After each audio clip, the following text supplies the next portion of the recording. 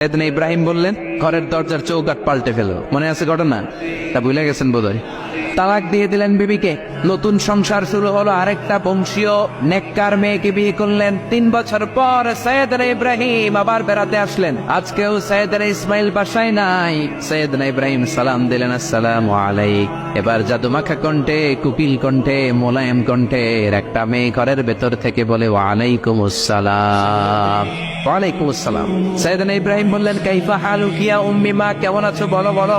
মেয়েটা বলে, আলহামদুলিল্লাহি আলা কুল্লি হাল, সব অবস্থায় আলহামদুলিল্লাহ। সুবহানাল্লাহ পড়ে। সংসার কেমন চলে? কয় খুব ভালো। খাওয়া দাওয়ার অবস্থা কি? কয় আরো ভালো। এবার মেয়েটা বলে, কে আপনি?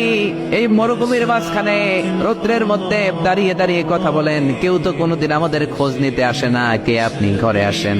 সাইয়েদনা ইব্রাহিম বলে, না, আমার পরিচয় দিব না, ঘরেও আসবো না। মেয়েটা বলে, আপনি যদি ঘরে না আসেন আমি কিন্তু রাগ করবো।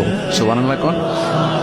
জোর করে ঘরে নিলেন, শরবত খাওয়ালেন, খেজুর খাওয়ালেন, রুটি খাওয়ালেন, মাংস খাওয়ালেন। সাইয়েদনা ইব্রাহিম চোখের পানি ছেড়ে দোয়া করলেন, ও মিয়া এটাও মাইয়া আগেরটাও। বেশ কো আসরা নাই। সাইয়েদনা ইব্রাহিম মাথায় হাত বুলিয়ে দিয়ে দোয়া করলেন আর বললেন, ইদা জা যাওজুকা মিনাল গাবা, তোমার স্বামী যখন বন থেকে ফিরে আসবে, ফাকরাই আলাইহিস সালাম, তোমার স্বামীর একটা সালাম দিবা। ওয়া মুরিহি আন ইউসবিতা আতাবাতা বাবিহি, আর বলবা ঘরের দরজার নতুন চৌকাঠ যেন জীবনেও না পাল্টায়। চলে গেলেন। ইসমাইল আসলেন। বিবি বলল, নুরানি চেহারা এক আল্লাহর ওলির মতো মুরব্বী লোক আসছিল। মুরব্বী আসছে শুনে ইসমাইল তো ভয় পেয়ে গেলেন। কিরে, আগে তো একটা ঘটনা ঘটছে, ঠিক কিনা? কেমন আচরণ করেছিস বল। বিবি বলে, আপনি ভয় পাবেন না, আমি খুব ভালো আচরণ করেছি, আপ্যায়ন করেছি। তিনিও খুশি হয়ে আমার মাথায় হাত বুলিয়ে দোয়া করে দিয়েছেন আর বলেছেন, ঘরের দরজার নতুন চৌকাঠ যেন জীবনেও আপনি না পাল্টান। সুবহানাল্লাহ।